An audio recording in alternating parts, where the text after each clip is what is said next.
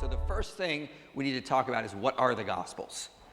Because there's a lot of myths about them. Are they works of fiction? That's what we're told often by Muslims. These are written by people who never met Jesus. They weren't eyewitnesses. They were writing, decades after Jesus lived. And so they never met him, and they're just writing fictional accounts.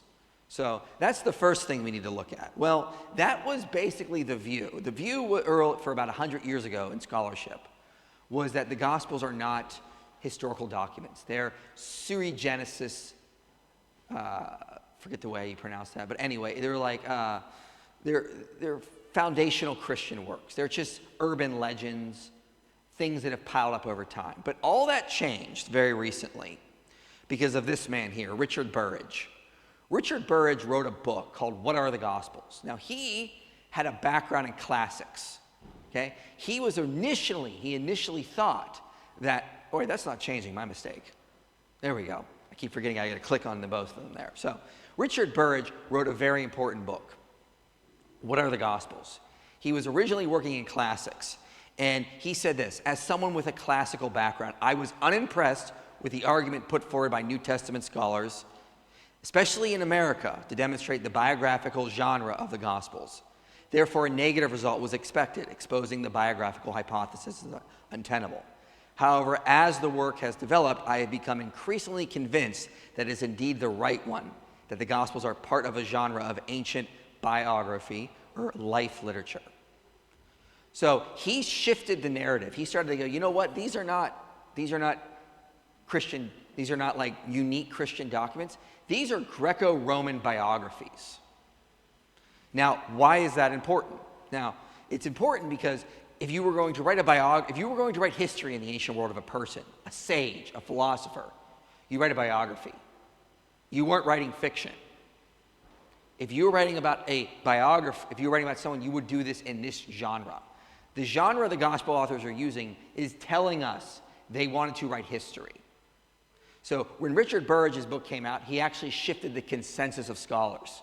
So you can go to Muslims, and you can be like, the consensus of scholars that the gospel authors were trying to write historical documents, or were writing historical documents. That's important, because they were not trying to write fiction. They were not making things up. They were trying to capture what really happened. How did he do this? Well, he noticed that biographies in the ancient world open with prologues. He did a whole verb analysis. If you go through his book, he goes through all the verbs in the Gospels and other Greco-Roman biographies. He was really boring, okay? Very boring in what he did. But it's important. He noted they wrote in a prose narrative. This is typical biblical literature. He noted the narrative length. It's very similar. You'd be like, look, Mark is really short, but, John is longer, and then Matthew and Luke are much longer. Well, that was common. Biographers could write about roughly Mark's size or about John's size. Sometimes they write even longer than that. So yes, sometimes we even see he found biographies that were similar to Matthew and Luke's size. Okay? He noticed overall style, the use of sources. People get mad at the Gospels because they'll be like, how can it be a biography? We don't hear anything about his time as a carpenter. But that's a modern way to write a biography. In the ancient world, the way you wrote a biography was you'd focus on the important aspects of the life. No one wants to hear about Jesus making chairs. They don't care about that. They want to know what he did. So you may include some stories from the early life, but then you jump right to the important aspects. And then you talk about their death as well. So very much is what we see is it falling in that genre. So Craig Keener, very important scholar, said this. He said, the vast majority of ancient biographers concluded with the subject's death, tomb, epithet, will, and related events. Very, very similar to what we see in the actual Gospels. Another important scholar named Mike Licona says this. Okay? He's noting there was a paradigm shift. Okay? No one was viewing the Gospels as basically this unique genre, that they were just these interesting Christian documents building up of urban legends. Now we're viewing them as biographies. And Richard Burridge is basically the one who convinced everyone. He was originally a skeptic. He had a background in classics. He knew the classics. And then he started looking at the Gospels and he said, this sounds a lot like classical biographies, the way the ancient classical authors would write a biography. So the Gospels fit very much in that genre. So Richard Burridge says, if the early church had not been interested in the person and earthly life of Jesus, it would not have produced the life, the biography, with their narrative structure, chronological framework, but discourses on the risen Jesus, like the Gnostic Gospels. So the reason why this topic is important is because of what Burridge says here. If you were interested in the historical Jesus, you wrote a biography. If you were not interested in the historical Jesus, you wrote the Gospel of Thomas, the Gospel of Mary Magdalene, the Gospel of Judas. Those are dialogues. Jesus is having a conversation with his disciples. That's not a biography. That's why it's hard to date Thomas sometimes, because there's not a lot of historical information in them. But we do see that with our canonical Gospels. We're getting biographical information about him. We're getting, he was here, he talked to this person, he did this miracle, he was in this city when he did it, then he went here, then he was on the sea, then he went to that. That's not what we see in the Apocrypha Gospels, the Gnostic works. So if you were writing something very interested in a historical person, you would write just like the Gospel authors did, or very, very similar. If you were not, you would have wrote a dialogue, like the Gnostic Gospels. Now, some will say, well, they could be fictional biographies, couldn't they? I mean, those exist in the ancient world. Yes, but with a big, big, big caveat we need to talk about. So let's look at a timeline here, first of all. So this is so we have 1 AD, 50 AD, 100 AD, okay? Jesus' death, 33 AD. I know some want to argue 30 AD. They're wrong. I'm right. Don't question me on this right now. You can talk to me after. But death of Jesus, and then we have eyewitnesses of Jesus still alive long after that, probably till about the end of the 1st century. Okay? When were the Gospels being written? Roughly about that time. So the Gospels were being written when eyewitnesses were still alive. Why is that important for what we're talking about? Well, Craig Keener wrote a really important book called Christobiography. He says, in contrast to the Gospels, all the above historical novels, so a historical novel would be a fictional biography, were composed long after living memory of their subjects, i.e., long after anyone who knew the eyewitnesses had died. Moreover, scenes in these novels tend to be fleshed out with far more copious details than is possible in the anecdotals and often bearer focus on events of many biographies. So, what is he saying? If you were going to write a fictional biography, you could not write it during the lifetime of eyewitnesses of that person. That didn't happen. We have some in like the Historia Augusta. They're written long after anyone who knew the person had died. Apollonius of Tyana, another fictional biography. Long after Apollonius was said to live, long after any of the eyewitnesses about him lived and died. So if you were going to write a fictional biography, aka a novel, that's the genre, novel, okay? You could write them, but you wouldn't do it during the lifetime of the eyewitnesses. You guys know Josephus? Okay, Josephus scolds one of his opponents named Justus. Why? Because Justus waited 20 years to publish after eyewitnesses had died. That was a big no-no. He basically committed a cultural sin. You want to write a biography, you got to write it when eyewitnesses are still alive, so you can go talk to them, so you can verify things. Your biography is now unreliable. It's basically fiction. He says he reported about events he talked to eyewitnesses for, he witnessed himself. Very much you had to report, you had to be, if you wanted to write something that was supposed to be historical, it had to be written when eyewitnesses were still alive. In the ancient world, eyewitnesses were very important. Very, very important. You needed to talk to the eyewitnesses to verify results so that they could verify what you were writing. That's very much, it's like DNA evidence today. If you got that, you're solid. What do we see, though, also? So, now, not only are the Gospels biographies, we can compare them to biographies like Plutarch or Suetonius or others as well, like Tacitus's biography. Here's something very important, okay? In the ancient world, sometimes they'd be a little loose. They'd be like, we'll change some things. We're going to paraphrase. Plutarch wrote a bunch of biographies of different generals and kings and rulers and like a ton. Mike Licona went through all these in Plutarch. He notes that Plutarch changes stuff from one biography to another. Sometimes Cicero goes with some people to talk to somebody. Sometimes Cicero goes alone. Sometimes a speech is given to one person in a biography, then Plutarch gives it to someone else in another biography. That was very common. You could do that kind of stuff. But what scholars have noted is that when you look at the Gospels, they use those type of literary devices far less. And I mean far less. Michael Licona says the extent of editing by the evangelists is minimal by ancient standards. Matthew and Luke use Q far more woodenly than other writers employed their sources, says John Kloppenborg. Jeffrey Tripp. Now, Jeffrey Tripp is not a Christian, does not agree with a lot of the stuff I'm saying here, but here's what he has to admit. He says, despite literary and rhetorical pressures towards veriato, New Testament texts depict eyewitnesses as substituting Jesus' word relatively rare. So sometimes you'll substitute words, like Plutarch, we can see this doing between different lives. The gospel authors don't do that. They want to stick to what's actually being written, or what was actually told to them by the eyewitnesses. So, Gerald Downing says, with so much pressure to favor a paraphrase and so common a conviction of its validity, it really does seem very strange that we find so much identical forwarding among our synoptic gospels. So, it's very odd, as he notes, so that should say wording, but I was going fast. It's very odd, he says, that the gospel authors use very little changes. Now, why is that important? Well, think about this. Josephus wrote the Antiquities of the Jews. He passed it off as a translation of the Hebrew Bible. Okay? Josephus's reverence for the Old Testament was less than like Matthew and Luke had for Mark.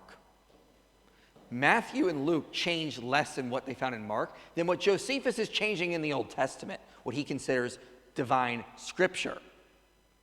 So that tells us that Matthew and Luke had high regard for their sources, like Mark or the potential Q source, that they were changing far less. These are people who thought what they were getting was something basically incredibly reliable or divine or incredibly authoritative at the least.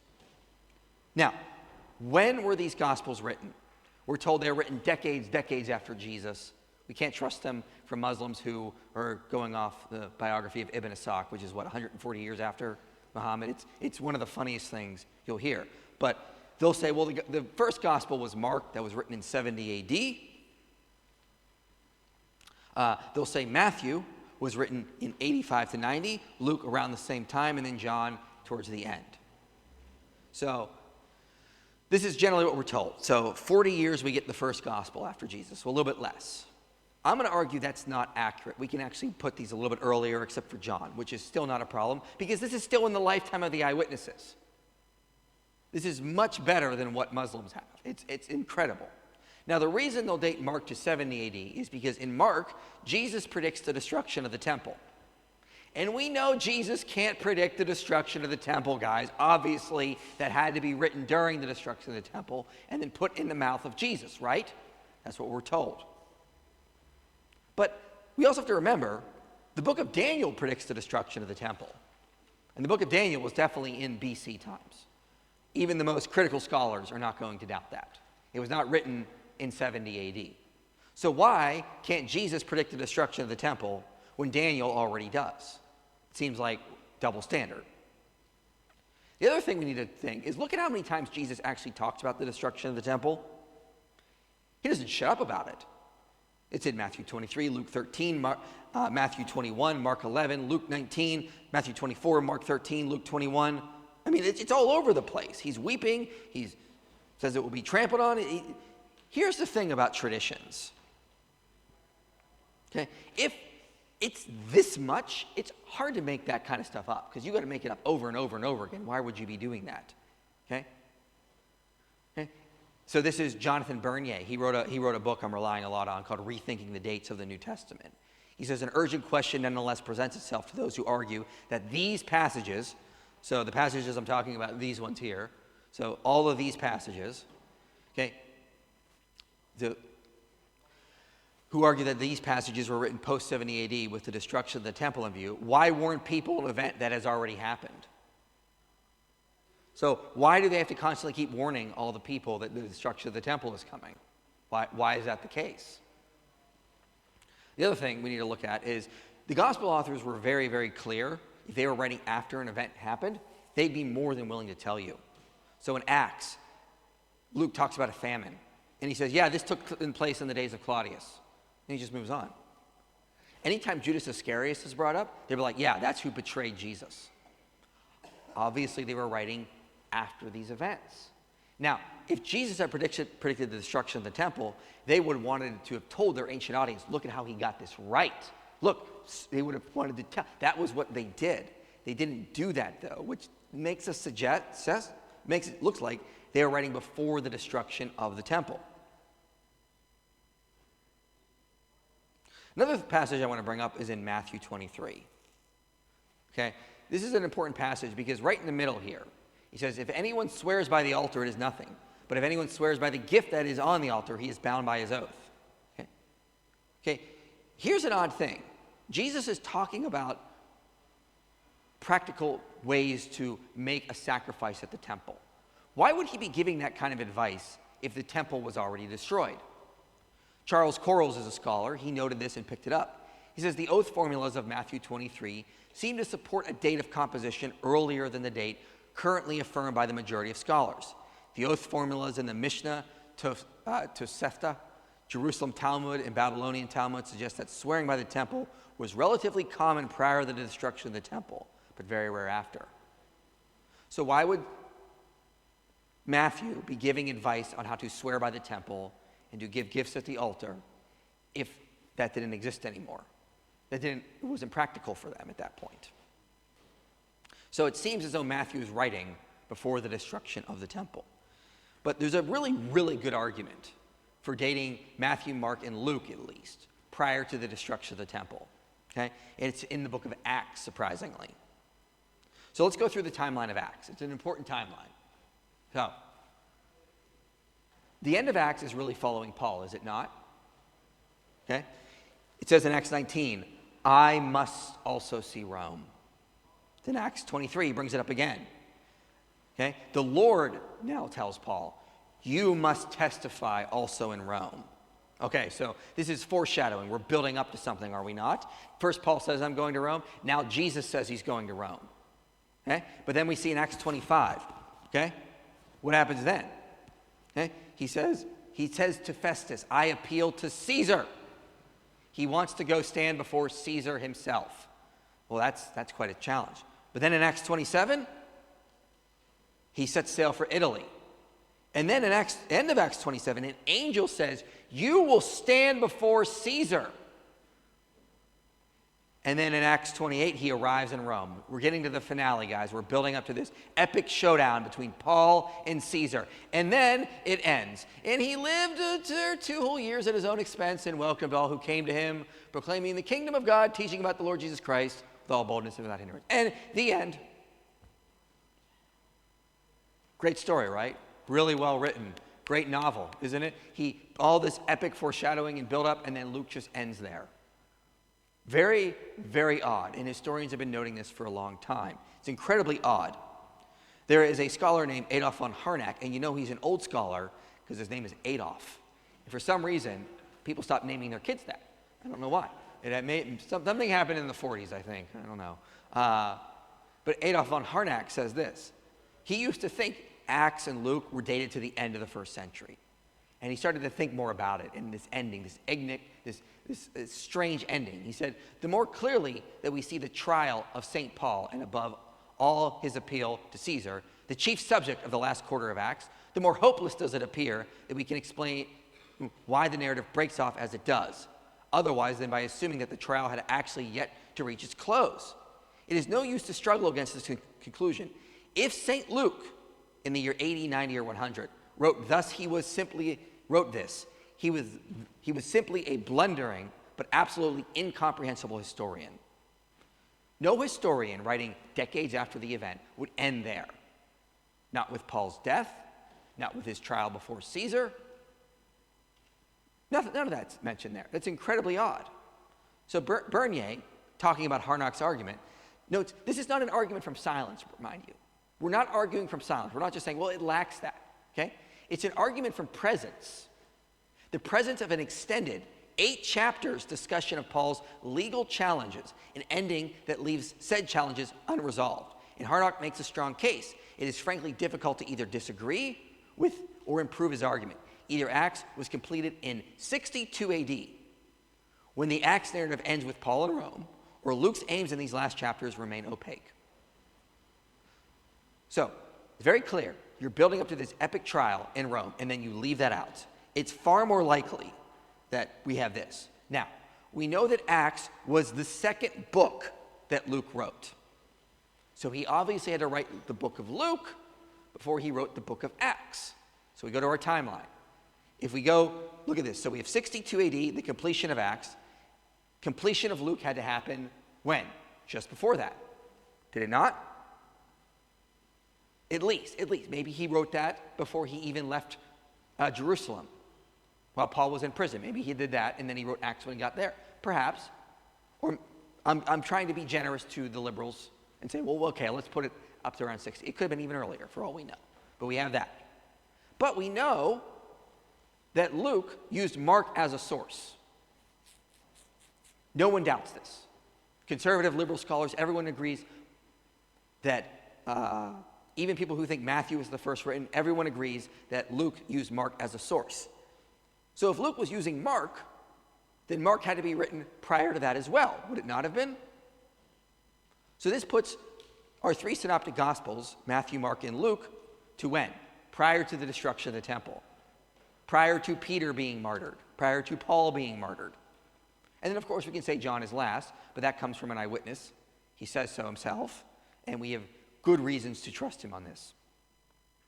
But another important thing I want to cover here, let me get to it really fast here. So, generally, we can say these are very early. We can say these were written as biographies, so they were written with the aim to preserve history. They're written very close to eyewitnesses. Some of the chief eyewitnesses, like Peter, are still alive for the first 3. So let's talk about who wrote the Gospels. This is the biggest thing that they'll try to bring up, okay? They'll be like, well, who wrote these? We know they're anonymous. No, they're not. We know who wrote them: Matthew, Mark, Luke, and John. I mean, it's pretty clear, is it not? Well, they're not convinced. Why are they not convinced? Well, they should be convinced because their own source at least confirms one of them. This is the Life of Muhammad, written by Ibn Ishaq. Take a screenshot of this. If you want to deal with Muslims, you need this one. This is on page 104. You can find this online if you go to archive.org. Archive.org. You can get the Life of Muhammad for free. You can read it yourself. But on page 104, he says this: it was extracted from what John the Apostle set down for them when he wrote the gospel for them, from the testament of Jesus, the son of Mary. And then if you notice, he goes on to quote John chapter 15 in the rest of this. Ibn Ishaq admits that John wrote a gospel. Their own source confirms this for us. They have no excuse now. So was Ibn Ishaq wrong in this? No, of course not. No. John wrote a gospel, and then he quotes from John 15. So it's not like it's the uncorruptible Injil that was lost. He's quoting from John 15 here. So this is very, very important here. The other thing I want to talk about, though, is what about the fact of the absence of the names in the Gospels? Internally, they never say, I, Matthew, wrote this, or I, Mark, wrote this. Well, there's a scholar named Simon Gathercole, and he wrote a paper on this, okay? He notes that in the ancient world, if you were writing a biography, you did not identify yourself in the body of the text. You did it in the title, or at the end, or in a tag, somewhere, but not in the body of the text. Sometimes there was a flyleaf included. He says the absence of the evangelist's name should excite no comment at all. Such an absence is not remotely a curious feature. The absence of a name within the body of an ancient work is entirely understandable because all the other ways in which an author might be identifiable. There were, of course, numerous ways of identifying the author's name in or on a roll or codex or outside. He doesn't even list all the biographies of the ancient world that are internally anonymous. He has to list the biographies that are not internally anonymous, and there's 2.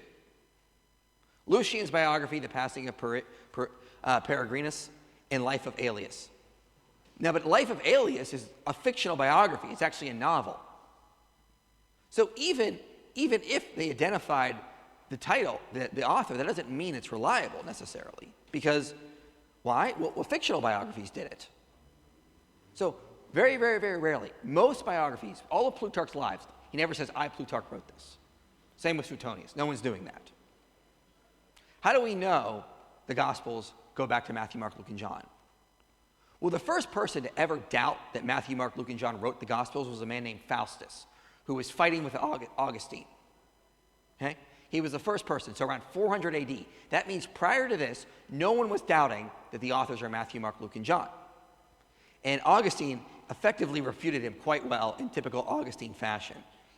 So he says, how do we know do these Gospels go back to Matthew, Mark, Luke, and John? He says, there is a succession of testimony to the books from the time of Hippocrates to the present day, which makes it unreasonable either now or hereafter to have any doubt on the subject. So stop there.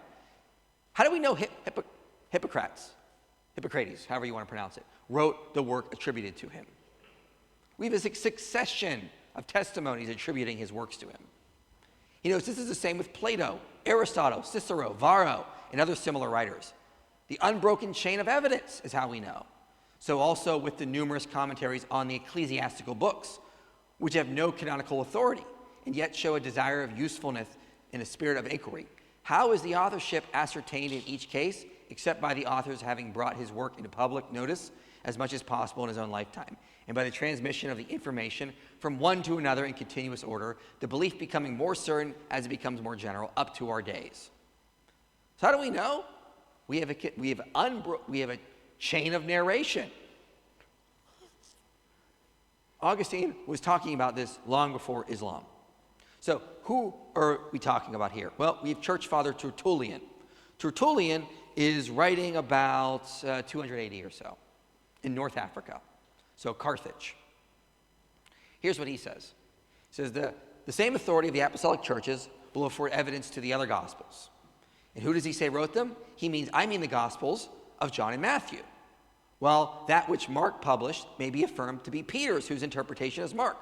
For even Luke's form of the gospel, men usually ascribe to Paul. So he tells us the gospel authors are two disciples, Matthew and John, Mark, someone who followed Peter, and Luke, who followed Paul. So 4 gospel authors right there. Around the same time, Clement of Alexandria affirms this as well in different writings. And a commentary on 1 Peter, he says, Mark, the follower of Peter, while Peter was publicly preaching the gospel at Rome before some of Caesar's knights, producing many testimonies about Christ, being begged by them that they should be able to record what was said, he wrote a gospel, which is called the Gospel of Mark, from things said by Peter. So confirming the same story we get from Tertullian. Mark getting his gospel from Peter. He says in another work that Matthew wrote a gospel as well. And he also confirms it's the same one because he starts with the genealogy from Abraham, which we see in our gospel. He says, also brings up Luke. Luke may be recognized by his style, both to have composed the Acts of the Apostles, to have been translated and have translated Paul's epistles to the Hebrew. So he says that Luke wrote 2 works, one, his gospel, and the Acts of the Apostles. Then he says, John, it is said, used all the time a message which was not written down, at the last took its writing for the following cause. The 3 Gospels which had been included down before were being distributed. So he says John wrote last and wrote stories that we don't see in the other 3 Gospels. Earlier, though, we have Irenaeus of Lyons. He's the first one to identify all 4 Gospels in one passage, and he identifies them all as well. He says Matthew wrote, then Mark, then Luke, and then John. And that's the order he places them in. Now, modern scholars disagree with Irenaeus. They think Mark came before Matthew. But that's an important fact I want to come back to later. Then we also have an early document that probably comes from Rome called the Muratorian Fragment. Okay? The first page is missing. We lost the first page. It's very sad. Sometimes I cry myself to sleep over it. But it seems to start something that sounds similar to what we know about Mark's gospel. Remember, Mark was writing while Peter was preaching. And how does this start? It says, at which, nevertheless, he was present. And so he also placed in his narrative. Kind of sounds like somebody was present for someone preaching, Mark, Peter. But he notes the third of the book, so we know there were two Gospels that are mentioned prior to this. He said the third book of the Gospel, that according to Luke. Luke, the well-known physician. When Paul had taken with him as one of the zealous for the law, composed in his own name according to the belief. Yet he himself had not seen the Lord in the flesh, and so therefore he was not able to ascertain events. So indeed he begins to tell the story from the birth of Jesus. The fourth gospel is that of John of the disciples. The fellow disciples and bishops who had been urging him to write. He said, fast with me from today to 3 days, and what will be revealed to each. Let us tell it to one another in the same night as was revealed to Andrew. And it was revealed to Andrew, one of the apostles, that John should write down all things in his own name, while all of them should review it. So who's one of the first disciples named in the Gospel of John? It's Andrew. Go read John 1. After John the Baptist, it says an unnamed disciple in Andrew. Very early on. Meritorian fragment says Andrew was there present. Probably like, hey, don't forget to mention me. I was there too. I mean, come on. I didn't get much mentions in the other three. I should get something here. Now, Justin Martyr is writing earlier. Now, he does not mention the titles of the Gospels. He refers to them as the memoirs of the apostles. But he does something interesting here. In Dialogue with Trypho, he mentions that in the memoirs of Peter, memoirs of him, Jesus changed the names of the sons of Zebedee to the sons of thunder. Now, which gospel does that happen in? It only happens in Mark. Matthew doesn't mention that. Luke doesn't mention that. John. It only Mark. And he says those are the memoirs of Peter. Now, ask yourself this. If they were making up titles for the Gospels around the time of Irenaeus and Tertullian and Clement of Alexandria, why not attribute this Gospel to Peter? Justin Martyr says it's the memoirs of Peter. Why do they attribute it to Mark, someone who didn't even know Jesus? Well, because they were honest. These are the memoirs of Peter, but it was still written by Mark, and we're going on what the facts are, not what we want it to be. Earlier, we have Papias of Hierapolis. His quote is preserved by Eusebius, but he notes something similar. He mentions Mark and Matthew. He says, and the presbyter said this, Mark, having become the interpreter of Peter, wrote down accordingly whatever he remembered. It was not, however, in the exact order that he related the sayings or deeds of Christ, for he had neither heard the Lord nor accompanied him. But afterward, as I said, he accompanied Peter. So again, confirming the same tradition, the same story. Okay? Mark is writing down what Peter said. Now, he also says that Matthew wrote down the logia, or the sayings of the Lord, as well. So he confirms that. But I want to put all of these on a chart here. I think these are important. Now, why is this important? Because look, we have Irenaeus up in Lyons. We have the Meritorian fragment in Rome. We have Justin Martyr in Rome. We have Tertullian in North Africa. We have Papias of Hierapolis over there in Turkey. We have Clement of Alexandria down there in Alexandria. If this was a massive conspiracy to make up the gospel names, where did they have their meetings? Where are they getting all this from? And mind you, they attributed the Gospels to two men they did not know, that did not know Jesus, Mark and Luke. If you're making up titles, why not go with Andrew or Philip or, any of the disciples? They went with two people who never were disciples of Jesus. Okay? That's not going to help them.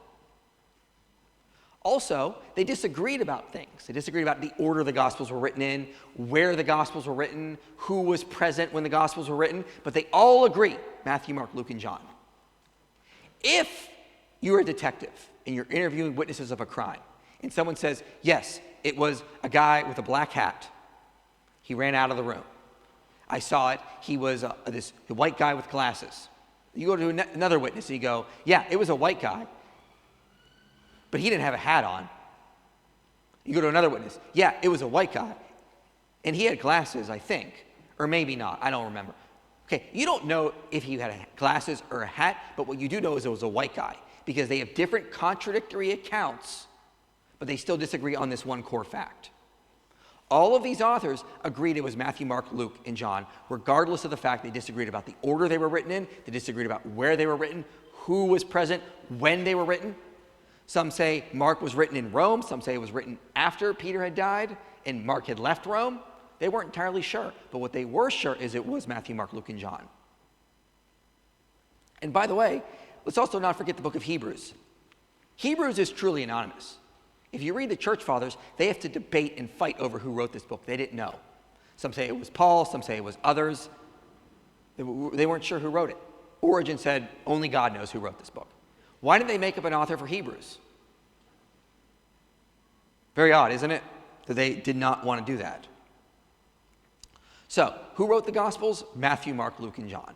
And how do we know this? This is what the church fathers told us. We have unanimous attestation, and we also have Ibn Ishaq confirming it was John. So they got to get over that issue.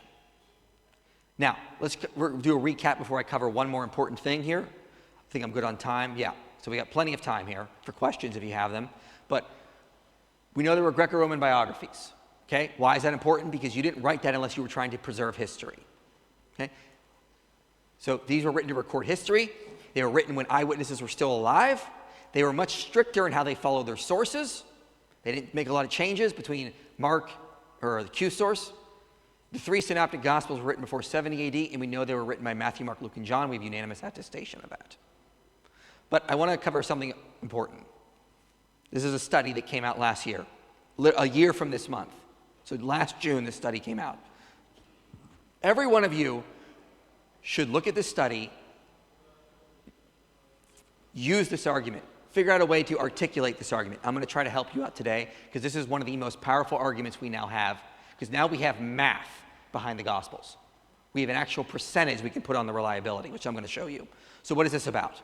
If you read through the Gospels, you see a lot of names, don't you? What's the name you think you see most in the Gospels? Other than Jesus. I'm thinking like different people. Judas is a popular name. What's the most popular name, though, you see throughout the Gospel? Simon.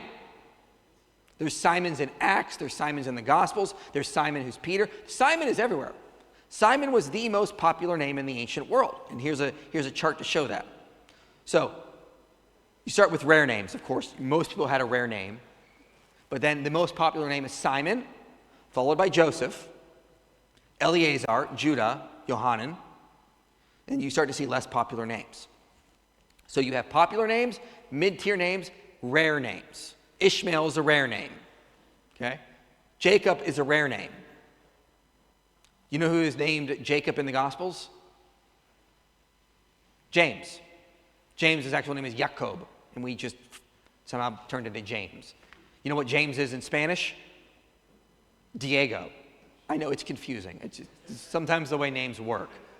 But it's a rare name. So let me ask you this. I want you to write a biography of Scotland, of some guy who lived there in 1960. Do you think you could get the right distribution of names of people you interacted with? So I don't know it, okay? What's a popular name in Scotland? Someone give me something. What? Mackay. Okay, Mackay. Okay, you should have a lot of Mackays in it, shouldn't you? Maybe. Was that a popular name in the 1960s? I don't know. That's hard to say.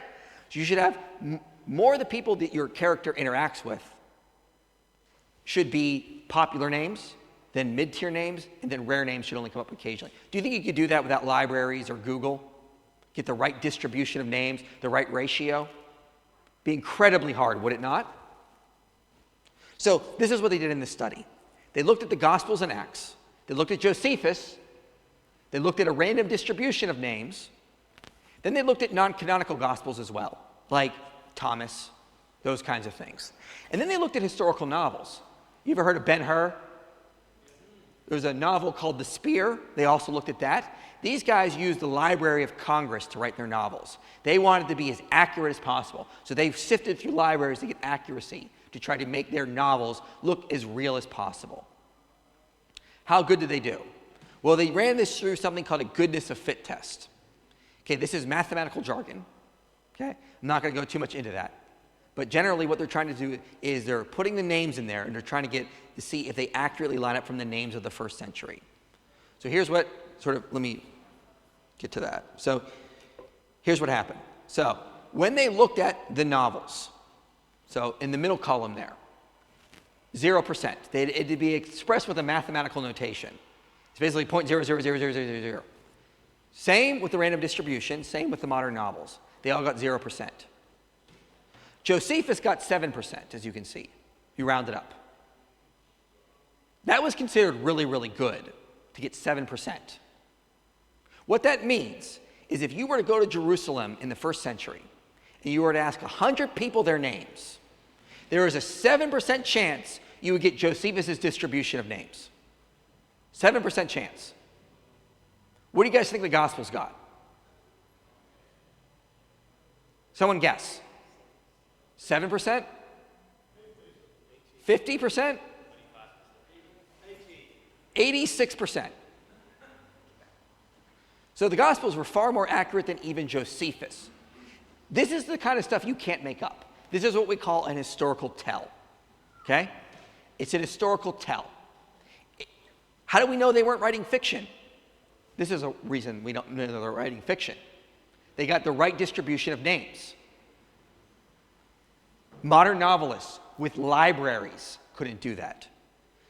Ancient novels didn't do that. Josephus couldn't even give that kind of accuracy, yet the Gospels did that. That tells us they were talking to eyewitnesses about real events that Jesus had, real people he interacted with, real people he talked to, and possibly even healed.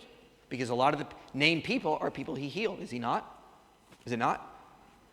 So what does this tell us? This tells us they could not have made this kind of stuff up. This is stuff they're getting from eyewitnesses. So this, I know this can be complicated, but if you can master this argument and learn to use it quickly and efficiently, not only will you sound super smart, you'll blow your opponents out of the water. They can't handle this. And by the way, these researchers are coming out with even more data on this very soon. I've been talking to them. So more is going to come out on this topic to show this is even stronger. We're actually in a really exciting time for gospel reliability because we're now putting math behind the Gospels. You can say, well, the Gospels have an 80% accuracy rating in terms of their naming distribution. If they were fiction, they should get 0%. But they did. Look how much better they did than Josephus. Josephus, one of our very accurate historians from the ancient world. But the Gospels aren't accurate. I find that incredibly hard to believe. So to recap, again, these are Greco-Roman biographies. They were written to record history. They were written when the eyewitnesses were still alive. Were much more strict in following their sources. The three synoptics were written before 70 AD. We know from the church they were written by Matthew, Mark, Luke, and John, and they match the naming pattern of the first century of Judea. With that, there's no reason to doubt the Gospels are Matthew, Mark, Luke, and John. There's no reason to doubt they are reliable. Now, let's say you're not convinced the Gospels are reliable. I need more data. Came to the right person, because I like that too. I didn't think this was enough data for me, so I made a 6-hour series on it. It's free online. If you want more data, just watch the full playlist or the full video, because there is so much data on this to show the Gospels are reliable. And with that, if you have any questions, I can take them now.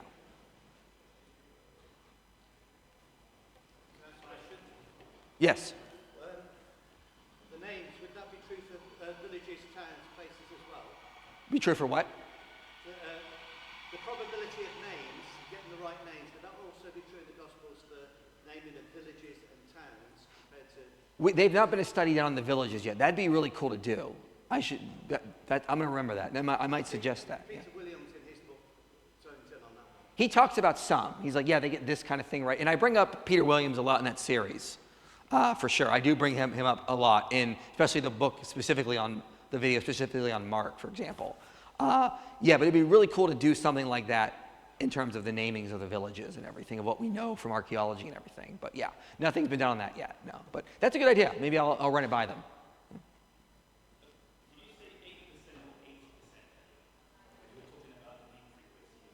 Oh, that was 86% is what I said. 86%? Yes.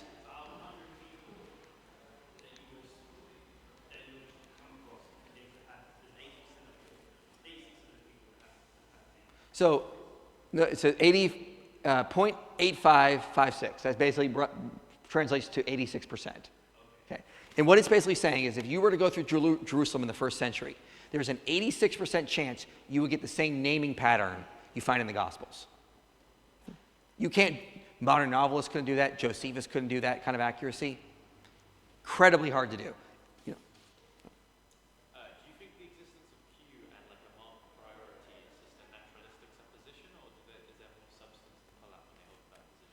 That is highly debated. If you try to dive into the literature on the Q source, for those who don't know, some people believe there was a source written of like Jesus' sayings that Matthew and Luke used as a source alongside Mark.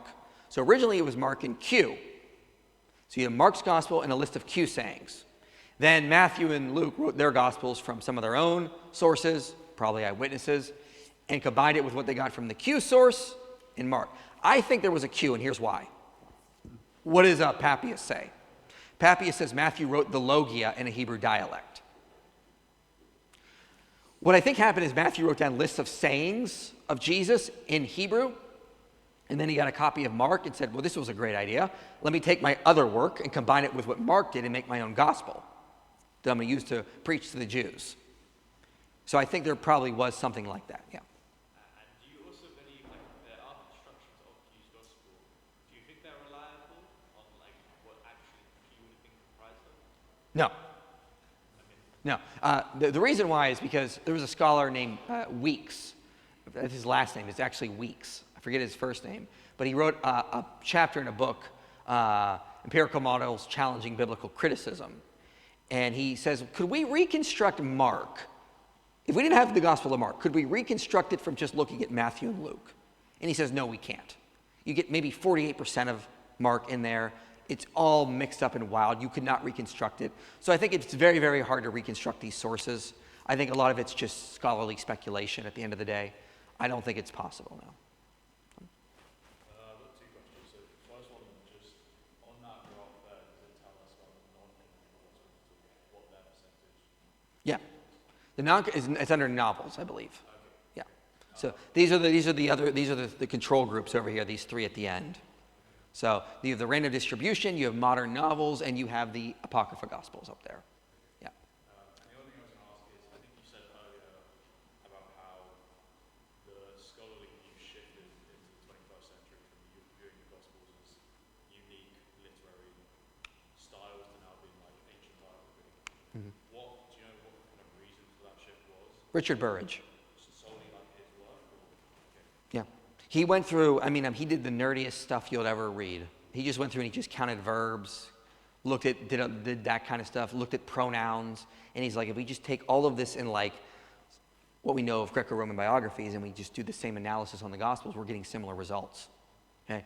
And so his incredibly detailed and meticulous work convinced the scholarly community to be like, yeah, these are biographies at the end of the day. I mean, that's just what it is.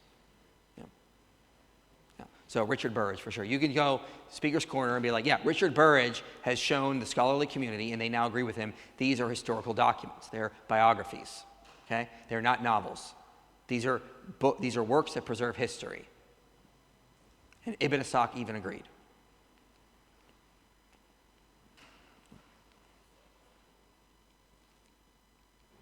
Let's see where I was. There we are.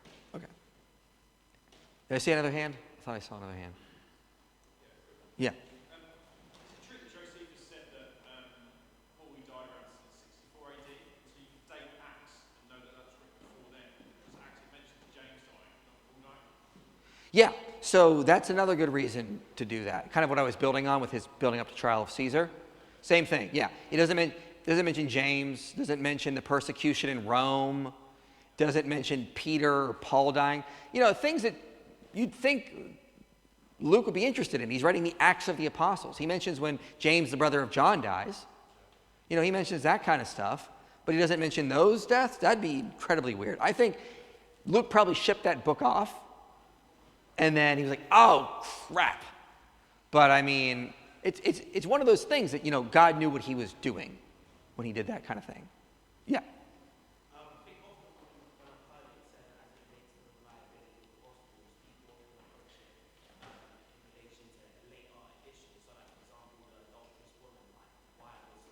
Mm-hmm.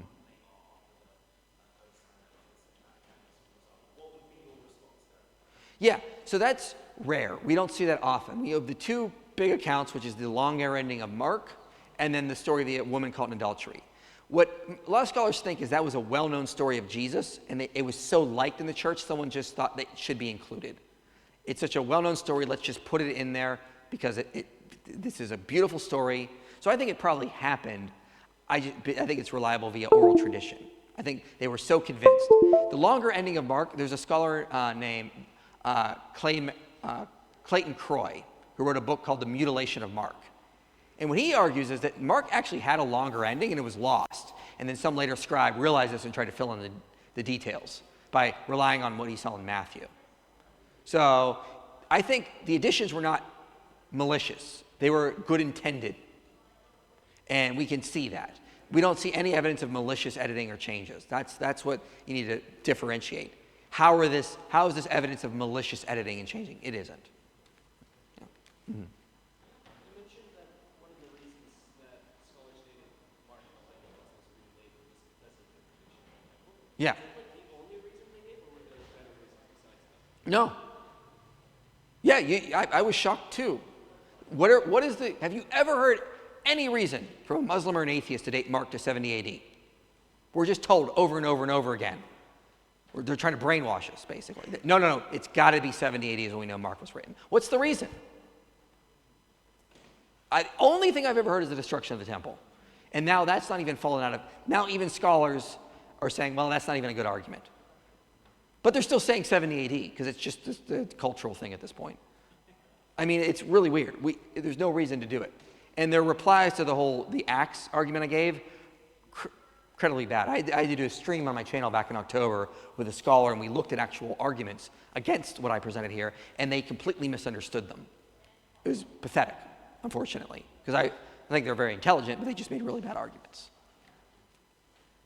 Yeah. It's quite a long-winded question, but obviously we've discussed here about the initial original Gospels being written here. If, for example, an atheist or a Muslim, for example, was asking for evidence of relevant manuscripts in, I suppose, like we mentioned earlier, an unbreaking chain of reliable manuscripts to cover all of the Gospels from, PC6 all the way up to some of the more recent stuff we have, would we be able to give that timeline without it being broken and being open to... So let's talk a little bit about this. So can we talk about the manuscript traditions? Yes. So look at Codex Vaticanus. This is an interesting manuscript. Scholar named C.L. Porter, Dan Wallace, Darrell Bach have noted Codex Vaticanus is very similar to P75. P75 is a very important manuscript. It's an extended fragment of Luke and John. And so what scholars have been looking at these, they're in the same family of manuscripts. They're very similar. They're different than like Sinaiticus, for example. But they'll note that when Codex Vaticanus was written, they didn't use P75 as a source. They actually used an earlier ancestor than P75. Okay? So P75 used an earlier manuscript, and Codex Vaticanus used that earlier manuscript as well, based on this research. How is that proven? Based on the type of verbs they're using, the way they're wording things, scribal usage. C.L. Porter's got a lot of very nerdy type of things he goes in to show this kind of thing. This is not even debated, though, among scholars. Yeah. The manuscript that you're mentioning that was earlier that both took from, do we have that today or is it lost? It's lost. So how do we know, not that we need devil's advocate here, it's what we understanding. You mentioned about like the choice of verbs, for example, you mentioned and such, but if you're trying to prove it's come from the previous manuscript that's lost, which we don't have, Yeah. how can P75 is more dramatic and more how it changes certain things, tries to correct things. More, it adds more, like, it'll add like an additional word occasionally. And so Codex Vaticanus is not using P75, it's using something earlier. But it's in the same family of manuscripts, based on how we can see the style and the writing and everything. So it's using something earlier. Now, P75 is written around 200 AD. This means whatever they were using was from probably early 2nd century. Now, combine that with what something Tertullian says. Tertullian says that some of the originals were still in existence in his day. So around 200 AD, some of the churches still had the original manuscripts. So when P75 was written, there was originals. Vaticanus was using documents even earlier. So that's a pretty good change. Vaticanus is probably a copy of an original or a first generation, to be honest. Yeah, so we got at least a second generation, which is very, very good, yeah. Yeah.